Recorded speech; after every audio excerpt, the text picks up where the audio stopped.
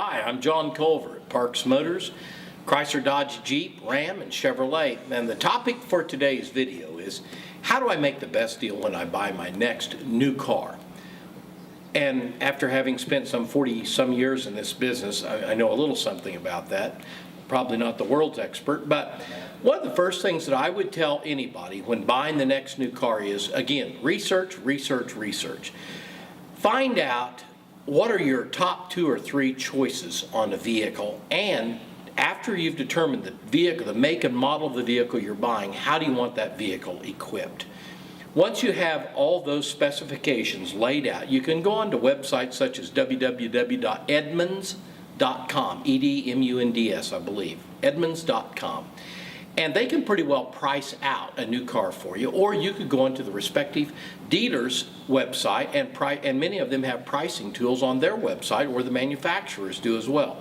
But price out the car on a retail basis with all the equipment that you want.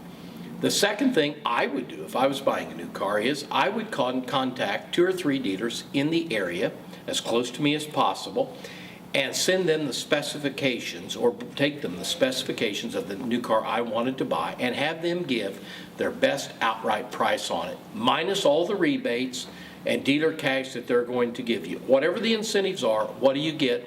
Make sure they include freight and any add-ons. Most dealers are going to charge a documentary or administrative fee. That fee can vary from dealer to dealer. But what you're after, in my view, is to get the best outright price. Then, if you have a trade-in, shop your trade-in around as well, but get a separate price on that transaction as well. In many states, particularly the state of Kansas, if you have a trade-in, you want to trade it in at time of purchase. That saves you sales tax, because in the state of Kansas, you're charged sales tax on the trade difference.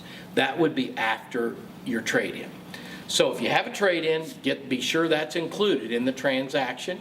And again, you can research the value of your trade-in through your bank, through many of the car sites online. Edmunds would be another, Black Book would be another, NADA would be another. And in many cases, by studying what they're selling for retail in your market, you can get a reasonable figure for the trade-in value of your car. Once you have the dealer's outright price and the trade-in value of your car, deduct one from the other, and you pretty well have a trade difference. At that point in time, you can go in and buy the vehicle, or you can make an offer. And if you have a trade-in, there is that one variable in the deal. Okay, now that we've pretty well picked out the car, a couple of other things to consider. One of which would be bait and switch advertising. Many times dealers will advertise a certain model at an unbelievable price.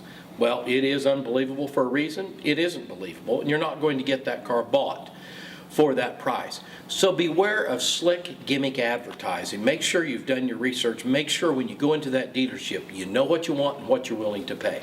Number 2, be cautious of add-ons.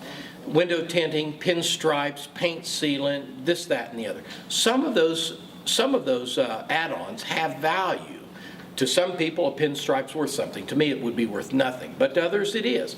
Make sure you know what the prevailing market price is on those add-ons. And that can easily be obtained by calling dealerships around the area and asking what they charge for this, that, or the other. And that, again, is a call that each individual has to make. But again, I can't overemphasize these things. Know what you want, do your research, and make a personal relationship with whomever you decide to buy from. Because at the end of the day, that relationship can be invaluable. A couple of other things to consider. Do they have loaner cars for service? What is the reputation of their service department?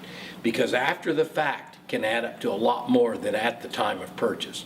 So those are my ideas. I'm John Culver at Parks Motors, and if I can ever help, give me a call or write me an email, john@parksmotors.com. Happy shopping.